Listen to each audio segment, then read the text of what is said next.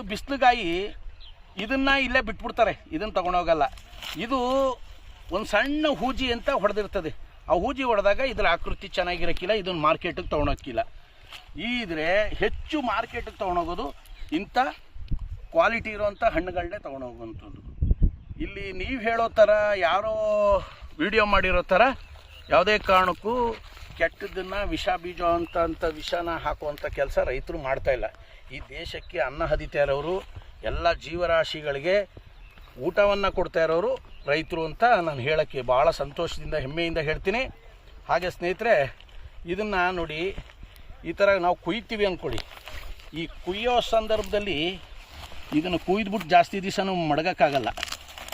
ಇದನ್ನು ಈ ಹೇಳ್ತಾರಲ್ಲ, ಇಲ್ಲಿ ಚೂಜಿ ಚುತ್ತಿದ್ರೆ ಇದ್ರ ನೀರು ಪ್ರಮಾಣ ಇಲ್ಲಿ ಇಂಜೆಕ್ಟು ಯಾವುದೋ ಕಾಟನ್ ಪೇಪರ್ನ ಎಜ್ಜಿದ್ರೆ ಇಲ್ಲಿ ಕಲ್ಲರ್ ಆಯ್ತದೆ.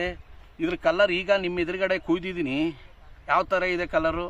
ಕಲ್ಲರ್ ಬರ್ಸೋಕ್ಕೆ ನಾವೇನು ಹಾಕಲ್ಲ, ಸಾಮಾನ್ಯವಾಗಿ ಏನು ಗೊಬ್ಬರ ಬಿಡಬೇಕು ಅದನ್ನು ಬಿಡ್ತೀವಿ, ಕ್ವಾಲಿಟಿ ಒಳ್ಳೆ ವಾಟರ್ ಸಲಬಲ್ ಗೊಬ್ಬರಗಳನ್ನ.